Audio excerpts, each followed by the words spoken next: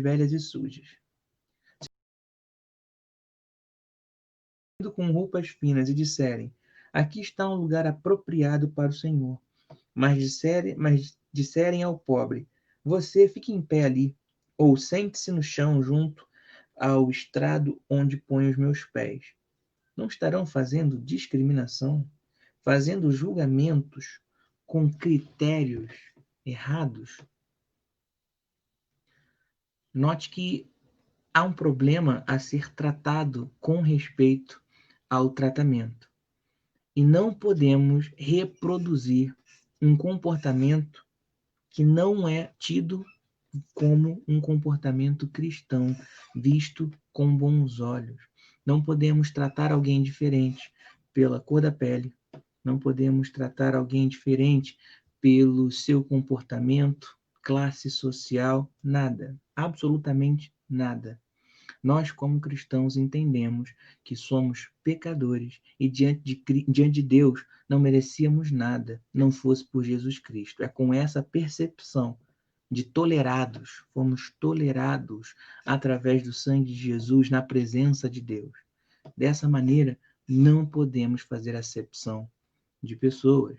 Mateus capítulo 5, verso 38 ao verso 42, ali há uma direção do próprio Jesus Cristo, nosso Senhor, sobre qual deve ser o nosso comportamento em relação ao próximo, num momento até um pouco mais agudo do que o normal. Veja comigo, Mateus capítulo 5, verso 38 ao 42.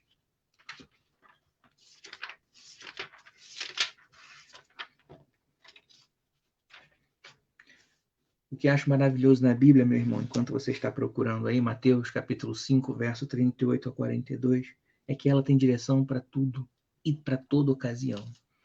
Então, ainda que haja direção no momento de classes sociais, né, o encontro de classes sociais, eu não gosto de usar muito essa expressão, mas enfim, ainda assim a Bíblia também nos fala de momentos mais agudos e qual deve ser o nosso comportamento.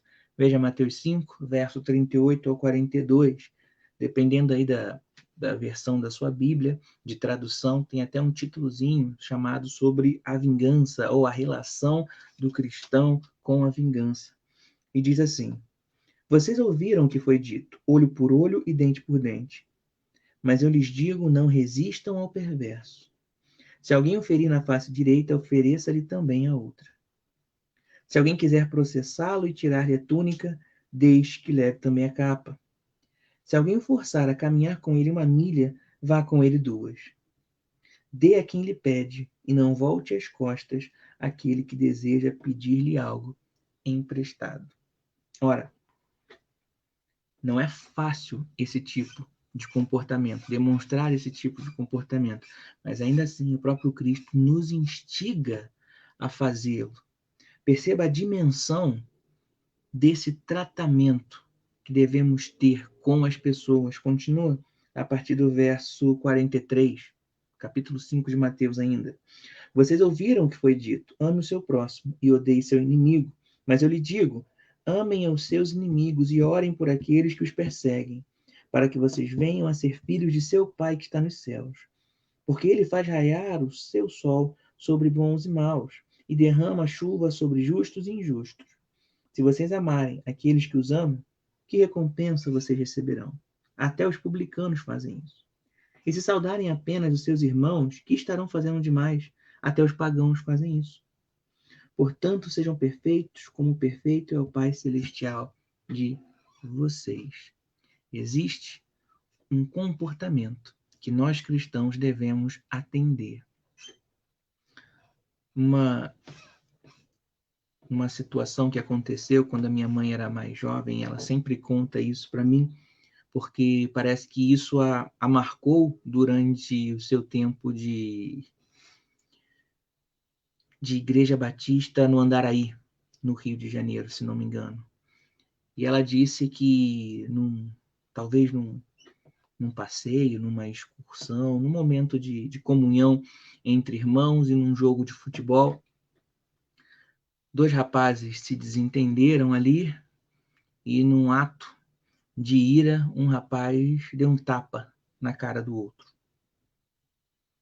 E aí houve um momento em que os ânimos se exaltaram. Esperava-se que depois do tapa, o menino que recebeu, né, a pancada, ele fosse tomar uma postura agressiva, fosse corresponder agressivamente. E parece que o rapaz ele chegou para o outro e disse: por que você está tão agressivo? Não fique assim. Não é assim que devemos ser. Minha mãe conta que o rapaz que agrediu o outro com um tapa começou a chorar ao pedir por perdão.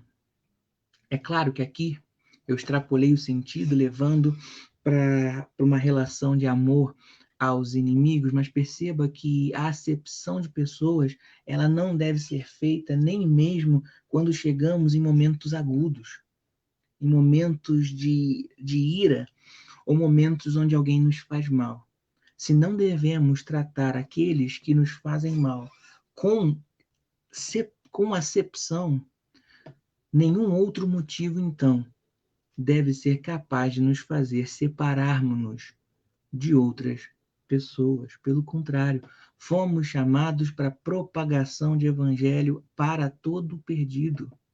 Ou seja, o evangelho parece-me, e eu creio que lhe parece também, que me faz me aproximar dos outros e não fazer separação entre a minha pessoa ou entre meu grupo e os outros. Lembre-se disso, meu irmão. Precisamos nos aproximar e não nos separar. Último texto sobre essa questão, Mateus, ainda em Mateus, mas agora no capítulo 25, com relação ao julgamento das nações. Veja o que a palavra de Deus diz.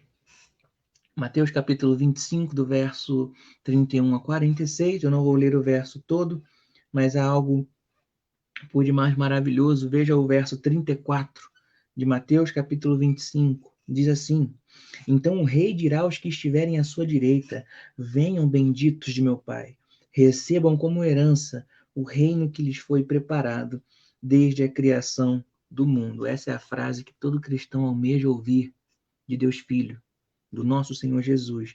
Venham benditos de meu Pai. Mas o texto continua, o verso 35 diz: pois eu tive fome e vocês me deram de comer, tive sede e vocês me deram de beber, fui estrangeiro e vocês me acolheram, necessitei de roupas e vocês me vestiram, estive enfermo e vocês cuidaram de mim, estive preso e vocês me visitaram. Então os justos lhes responderão: Senhor, quando te vimos com fome, te demos de comer, ou com sede, te demos de beber? Quando te vimos como estrangeiro, te acolhemos, ou necessitando de roupas e te vestimos? Quando te vimos enfermos ou presos, ou fomos te visitar? Verso 40 diz: o rei responderá: digo-lhes a verdade, o que vocês fizeram a alguns dos meus menores irmãos, a mim fizeram. Perceba que as circunstâncias não nos fazem nos separarmos das pessoas, seja ela qual for, circunstância social ou etc. Elas devem ser a razão pela qual nós nos aproximamos e então pregamos o Evangelho. Então oferecemos o Evangelho da graça. Lembre-se disso. Caminhando. Um cristão, ele deve se identificar também com a falha, com as falhas das pessoas. Um cristão deve ter a capacidade de colocar-se no lugar dos outros. Em Filemão, nós vemos isso a partir do verso 18 e do verso 19. Assim diz o texto: se ele o prejudicou em algo ou lhe deve alguma coisa, ponha na minha conta. Eu, Paulo, escrevo de próprio punho, eu pagarei, para não dizer que você me deve a própria vida. Paulo aqui, então, ele se coloca no lugar de Onésimo e informa que vai pagar aquilo que Onésimo deve a Filemão. Paulo, então, sem precisar, se rebaixa a condição de Onésimo e diz: a culpa dele agora é minha. O erro dele agora é meu erro. O que ele te devia, devo eu agora. E prometo, vou pagar. Ele escreve, né? Escrevo de próprio punho, eu pagarei. Aqui uma noção legal por parte de assinaturas e declaração de culpa. por parte de Paulo, onde ele se compromete a pagar pelos erros de Onésimo. E aqui é uma cláusula onde os historiadores confirmam e concordam que Paulo, quando diz isso, ele se refere ao fato de que ele, por um tempo, pode ter ajudado, pode ter mantido Filemon ao seu lado, em vez de encaminhá-lo. O verso 13 fala sobre isso. Gostaria de mantê-lo comigo para que me ajudasse em seu lugar enquanto estou preso por causa do Evangelho, mas não quis fazer nada sem sua permissão. Ou seja, por um breve momento, Onésimo esteve debaixo da asa de Paulo, onde ele foi convertido ao Evangelho através do poder do Espírito, e agora Paulo manda de volta a Filemon, mas ele se coloca no lugar de Onésimo e diz: eu pago a dívida dele. E devemos ter a facilidade de nos colocar nos sapatos, né? Calçar os sapatos do próximo, se relacionar ali com o seu problema, nos colocar no lugar do outro. Eu gosto muito de um texto em 1 Timóteo, capítulo 1, verso 15 ao 17. Abra comigo. São algumas páginas aí para trás de Filemon. 1 Timóteo, capítulo 1, verso 15 ao 17, é uma declaração por parte de Paulo poderosa. Ele diz, no verso 15, esta afirmação é fiel e digna de toda aceitação. Cristo Jesus veio ao mundo para salvar os pecadores, dos quais eu sou o pior. Mas por isso mesmo alcancei misericórdia, para que em mim, o pior dos pecadores, Cristo Jesus demonstrasse toda a grandeza de sua paciência, usando-me como um exemplo para aqueles que nele haveriam de crer para a vida eterna. E aqui ele exulta em doxologia, ele começa a cantar ao Rei eterno, Deus único, imortal e invisível, sejam a honra e glória para todo sempre. Amém. Não foi a Aline Barros que escreveu isso, foi o apóstolo Paulo, tá bom? Então, meus irmãos, percebam uma coisa que eu acho interessante nesse verso. Paulo, ele percebe a luz da graça sobre a escuridão do seu pecado e dos seus costumes anteriores, dos seus costumes antigos, sua antiga prática de perseguir cristãos.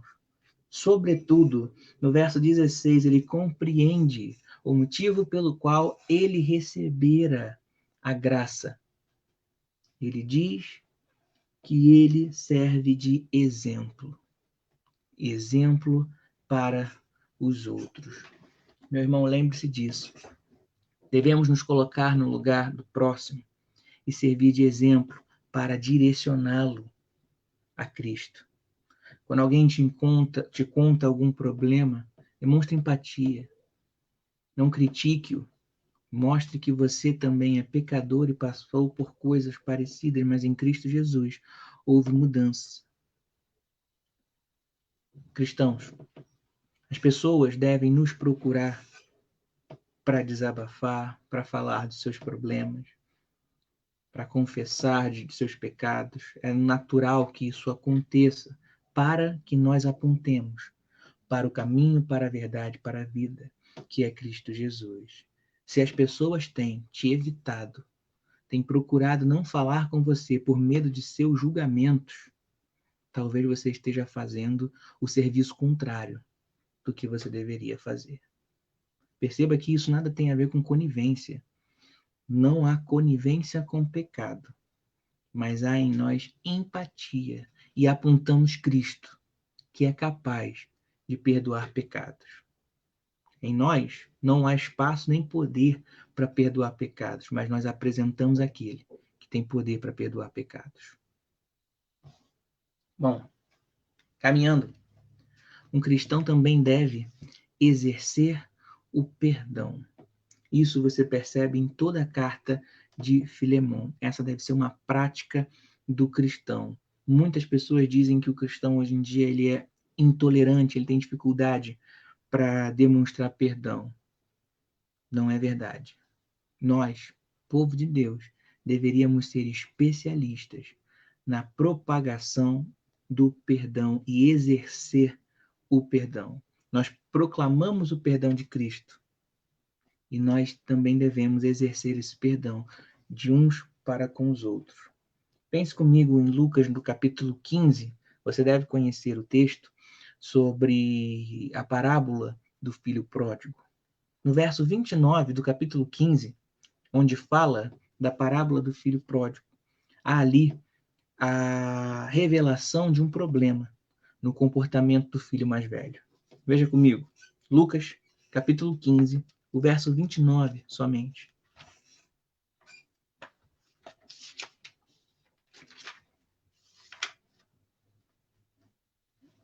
Lucas, capítulo 15, o verso 19 diz assim: Mas ele respondeu ao seu pai: Olha, todos esses anos tenho trabalhado como um escravo ao teu serviço e nunca desobedeci às tuas ordens. Mas tu nunca me deste nenhum cabrito para eu festejar com meus amigos. Perceba que o problema do filho pródigo é que ele se sente um escravo. Ele diz que trabalhou como um escravo. Não me parece que ele está ali por amor. Quando Jacó trabalhou por sua esposa, Raquel, os 7 anos pareceram como dias. O trabalho em favor daqueles que amamos são mais fáceis, ou parecem mais fáceis. Pergunte para todo pai, para toda mãe que precisa trabalhar para cuidar de seus filhos. Não é tão pesado como se tivesse que ser só para ela. Mas quando trabalhamos em amor para os nossos, o trabalho ele parece um pouco mais leve. Mas para o filho mais velho, parecia escravidão. E aqui o Timothy Keller, ao comentar esse texto, ele fala que o problema do filho mais velho é o seu orgulho, é acreditar no seu merecimento e é ter a si mesmo em autoestima. E ele continua, ele diz que o orgulho tem dificuldade de demonstrar o perdão, por quê? Porque em seu coração, o orgulhoso acredita que jamais cometeria tal pecado. Portanto, ele tem dificuldade de se colocar no lugar do irmão que pecou e demonstrar perdão. Meus irmãos, nós não podemos ser assim. Devemos demonstrar e perdoar. Devemos demonstrar perdão e perdoar. É a prática do nosso Cristo. Jesus não é conhecido por ter sido um grande líder social. Não escute o que essa nação vermelha diz. Jesus não é o grande entusiasta dos movimentos sociais. Não é verdade. Cristo é o próprio Deus. O que Cristo pregou provocava mudança interna, que desaguava em mudança externa. Mas, em primeiro lugar, a preocupação de Cristo era com a alma, não era com o corpo. Foi isso justamente o que os judeus falharam em compreender, que Cristo não veio restaurar um reino mortal, humano, mas sim o reino dos céus, o reino de Deus. Devemos, como Cristo, demonstrar perdão. Para tal, precisamos exercê-lo constantemente. Um coração que não é perdoador é um coração que não se parece com o de Cristo. Um coração que não se parece com o de Cristo pode dizer que é um cristão? Pense nisso. Caso você se sinta assim, ore ao Senhor, para que Ele possa derramar graça sobre sua vida e você possa demonstrar cada vez mais perdão. Comece das pequenas coisas. Lembre-se que perdão nada tem a ver com sentimento, tem a ver com uma atitude. Lembre-se disso. Caminhando, cristãos também devem abençoar uns aos outros e buscar por excelência. Recapitulando, são 7 pontos. Então, recapitulando o que já foi dito, um cristão não deve fazer acepção de pessoas. Se você pensar aí como são 7 pontos, você pode tentar exercer um por dia na sua semana, caso não consiga exercer os 7. Eu até te faço esse desafio, meu irmão. Tentar exercer essas 7 questões em um dia, ou se não, pelo menos uma por dia na sua semana. E assim você já fará uma atividade em prol do seu crescimento espiritual, para que você cresça em graça e se pareça com o Senhor Jesus, o seu e o meu Salvador. Então, até então, nós já falamos que um cristão não deve fazer acepção de pessoas. Um cristão, ele deve se identificar com a falha das pessoas, ele deve colocar-se no lugar do próximo. Falamos que um cristão não deve exercer o perdão. Que um cristão deve exercer o perdão, ele não deve ter um coração orgulhoso. E agora, um cristão deve abençoar e buscar por excelência. Veja comigo versos 20 e versos 21 e verso 21 de Filemão. Diz assim: Sim, irmão, eu gostaria de receber de você algum benefício por estarmos no Senhor. Reanime meu coração em Cristo. Escrevo-lhe certo de que você me obedecerá, sabendo que fará mais do que lhe peço.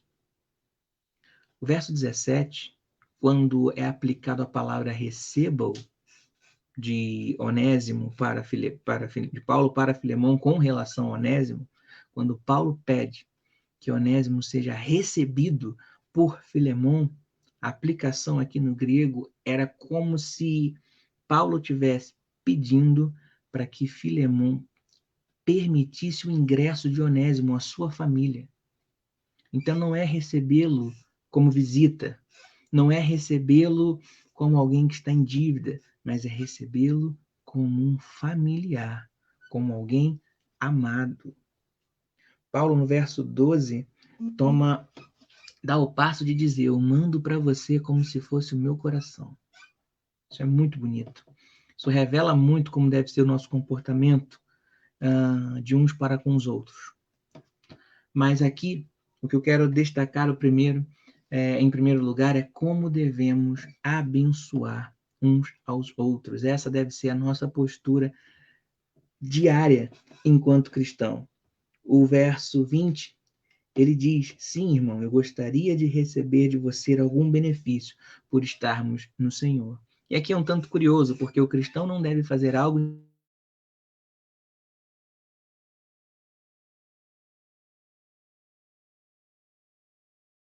em nós a hombridade, o respeito, o amor e o carinho de fazermos o melhor uns pelos outros. E aqui Paulo, ele está dizendo isso. Ele pede, mas não pede para si, ele pede por Onésimo.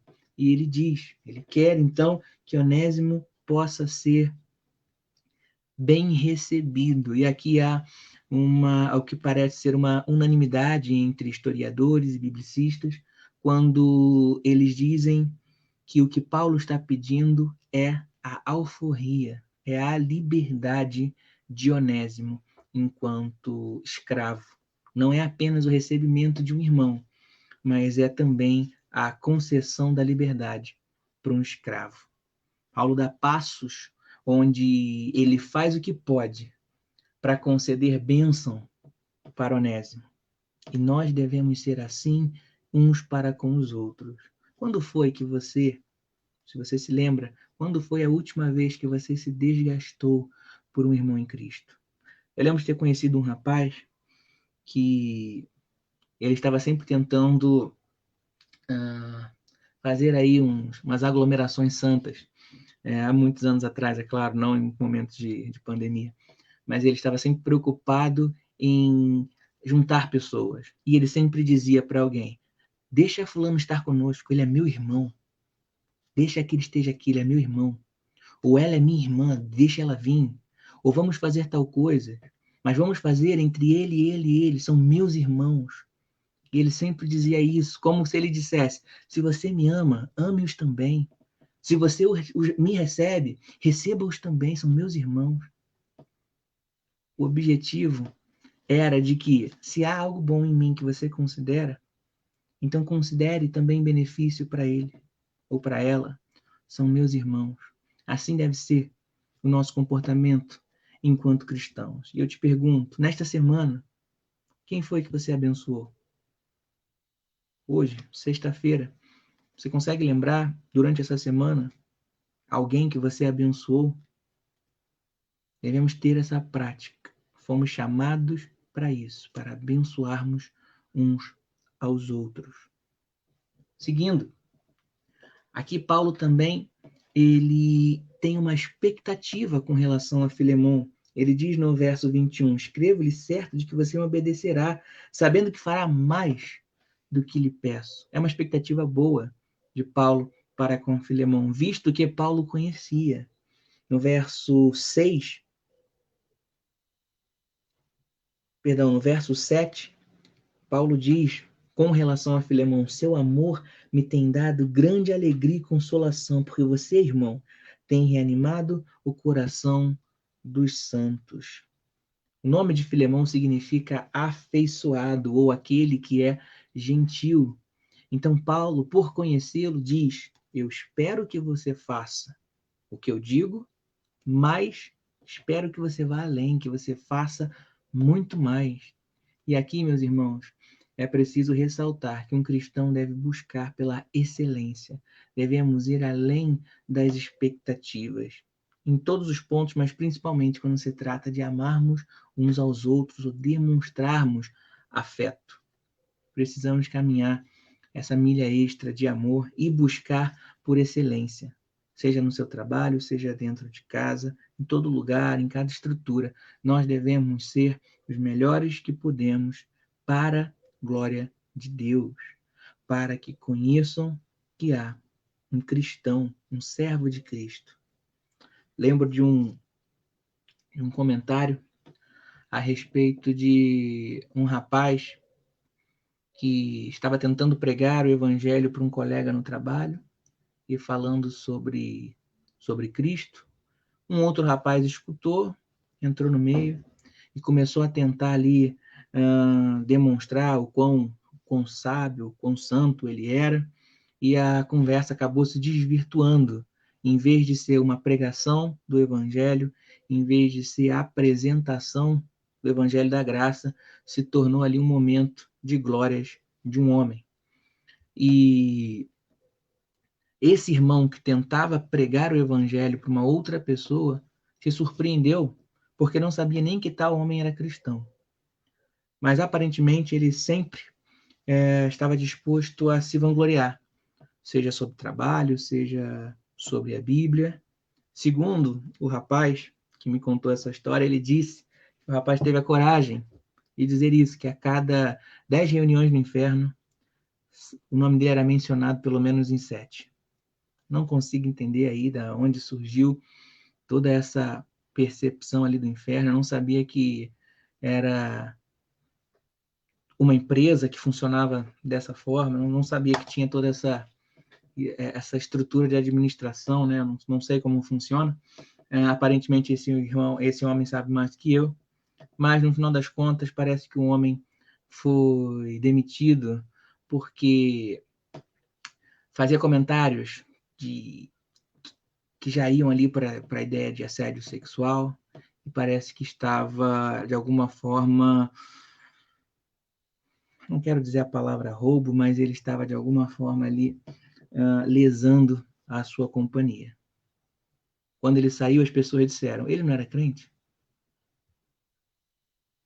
Não devemos ser conhecidos dessa maneira. Devemos ser conhecidos pela nossa excelência. Ali vai um cristão, ele serve a Cristo. E eu gosto de contratar cristãos. Tem gente que não gosta de contratar cristãos. Deveria ser o contrário. Por quê? É uma prerrogativa nossa que falemos sempre a verdade. Sejamos honestos o tempo todo. Lembro também de um outro caso, de um pastor que foi tentar comprar um carro e quando, no momento ali onde ele preenchia a papelada, o rapaz perguntou sua profissão, ele disse, sou pastor, e aí o rapaz parou tudo e falou, olha, não posso te ajudar, porque nós não temos mais autorização para vender nada para pastores, porque a inadimplência é tão grande que tornou-se uma regra evitar vender para pastores, uma vez que eles não são mais comprometidos com as suas palavras. Olha que pesado, olha que problemático o testemunho desses homens. Lembre-se disso, meu irmão. Por amor a Cristo, nós devemos prezar e buscar pela excelência. Veja 1 Coríntios 3, verso 10 a verso 15, apenas um exemplo sobre o problema de um comportamento que não é exemplar. 1 Coríntios capítulo 3, do verso 10 a 15. Já estamos próximo do fim. Mais alguns minutos, tenha paciência comigo. 1 Coríntios capítulo 3, verso 10 a 15. Diz assim: conforme a graça de Deus que me foi concedida, eu, como sábio construtor, lancei o alicerce, e outro está construindo sobre ele. Contudo, veja cada um como constrói, porque ninguém pode colocar outro alicerce além do que já está posto, que é Jesus Cristo.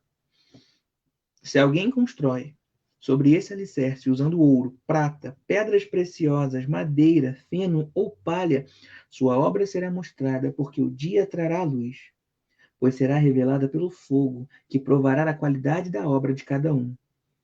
Se o que alguém construiu permanecer, esse receberá recompensa. Se o que alguém construiu se queimar, esse sofrerá prejuízo, contudo será salvo, como alguém que escapa através do fogo. Te pergunto, meu irmão e minha irmã, esse é o tipo de cristão que queremos ser? Alguém que passa ou que é salvo como quem escapa pelo fogo? Busquemos a excelência. Caminhando, um cristão precisa orar, crendo que Deus ouve e intercede por ele. Verso 22 de Filemão. Paulo, ele diz assim: além disso, prepara-me um aposento, porque graças às suas orações espero poder ser restituído a vocês. Olha que bonito e que interessante Paulo dá esse passo. Ele diz: já prepara um lugarzinho para mim, porque eu tenho fé que diante das suas orações, devido às suas orações, eu espero já ser liberado e restituído a vocês. Meus irmãos, deixe-me revelar algo a vocês. Eu tenho sentido Deus me desafiar a orar especificamente por conversões. A minha expectativa é que em Deus é que Ele responda às minhas orações com conversões, alcançando feridos, atraindo perdidos, seja para qual igreja de Cristo for. Mas tenho sentido o Senhor me desafiar a orar por conversões, para que pessoas sejam salvas, para que suas escamas caiam de seus olhos e eles possam reconhecer a Cristo como único e suficiente Salvador. E aí eu te pergunto, você crê que Deus responde por orações? Crê ao ponto de orar? Porque já é costume do cristão ou daquele conveniado à igreja, às vezes são coisas diferentes, cristão e conveniado à igreja. Mas já é costume dizer eu creio no poder da oração. Tem até música. Tem adesivo em para-choque de carro, de caminhão. Eu creio no poder da oração. Mas a sua fé na oração de fato te leva para o joelho? Porque se você crê na oração, o correto é que o seu tempo de oração seja expressivo. Não é verdade? É apenas um exemplo. Através da oração, no livro de Atos, nós vemos um anjo libertar Pedro. A igreja orava. Atos capítulo 12. Pedro foi liberto. Em Atos capítulo 16, precisamente no verso 25, nós vemos Paulo e Silas sendo libertos, mas não fugindo, mantendo-se ali na prisão por vontade, enquanto oravam, enquanto cantavam louvores a Deus. No capítulo 4 de Atos, verso 31, é dito que os discípulos ficaram cheios do Espírito Santo e o lugar onde estavam estremeceu. Creia no poder da oração.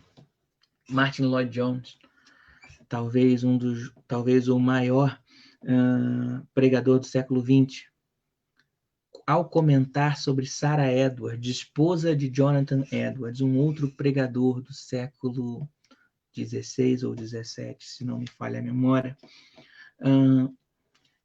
ao comentar sobre a esposa de Jonathan Edwards, ele diz que em dado momento, provavelmente lendo uma biografia de Jonathan Edwards, quando Jonathan, o marido, entra em seu quarto, onde era o local de oração favorito de sua esposa, ele chega a ver a sua esposa flutuando alguns centímetros do chão. De tanto que ela orava, há esse momento ali expressivo na história, onde Sarah Edwards pareceu flutuar. E aí nós não temos uma câmera, não temos um vídeo no WhatsApp para a gente poder ver para crer, mas também não somos igual a Tomé, não é verdade? Apenas devemos crer de fato no poder da oração. A respeito disso, eu quero ler apenas um pequeno trecho de um livro chamado Heróis da Fé, do Orlando Boyer, sobre, aqui, oração. Um texto muito bonito. Ele diz assim: a irmã Dabney é uma crente humilde que se dedica a orar. Seu marido, pastor de uma grande igreja, foi chamado para abrir a obra em um subúrbio habitado por pobres. No primeiro culto não havia nenhum ouvinte. Somente ele e ela estavam presentes. Ficaram desenganados. Era um campo dificílimo. O povo não era somente pobre, mas depravado também. A irmã Dabney viu que não havia esperança a não ser clamar ao Senhor e resolveu dedicar-se persistentemente à oração. Fez um voto a Deus que, se ele atraísse os pecadores aos cultos e os salvasse, ela se entregaria à oração e jejuaria 3 dias e 3 noites no templo, todas as semanas, durante um período de 3 anos. Logo que a esposa daquele pastor angustiado começou a orar sozinha no salão de cultos, Deus começou a operar enviando pecadores, a ponto de o salão ficar superlotado de ouvintes. Seu marido pediu que orasse ao Senhor para que ele lhes desse um salão maior. Deus moveu o coração de um comerciante para desocupar o prédio fronteiro ao salão, cedendo-o para os cultos. Continuou a orar e jejuar 3 vezes por semana, e aconteceu que o salão maior também não comportava os auditórios. Seu marido rogou-lhe novamente que orasse e pedisse um edifício onde todos quantos desejassem assistir aos cultos pudessem entrar. Ela orou, e Deus lhe deu um grande templo situado na rua principal desse subúrbio. No novo templo, também a assistência aumentou, a ponto de muitos dos ouvintes serem obrigados a acompanhar as pregações de pé, na rua. Muitos foram libertos do pecado e batizados. Quando os crentes sentem dores em oração, é que renascem almas.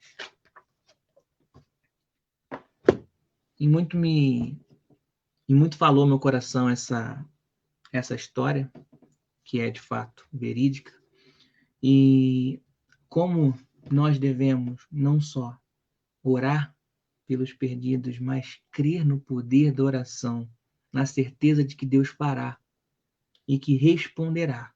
No verso 22, nós vemos a fé de Paulo, de que Deus não só realiza, mas realiza através de orações a sua vontade.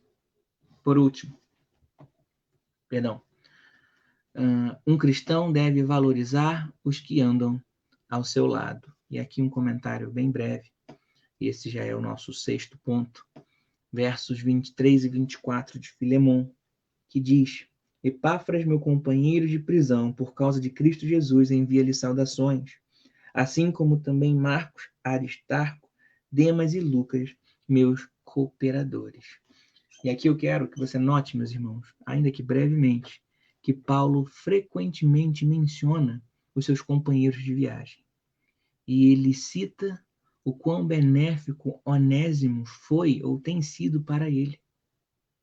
Se você tem acompanhado os nossos estudos, na meditação que a nossa irmã Andressa nos trouxe sobre os versos 4 a 7 de Filemon, ela nos instigou a elogiarmos uns aos outros, a motivar-nos na fé ou pela fé. A ideia é que, através de um elogio santo, uns aos outros, nós possamos nos instigar, possamos nos influenciar e assim crescer em graça. Aqui é a mesma coisa. Nós devemos valorizar aqueles que estão ao nosso lado.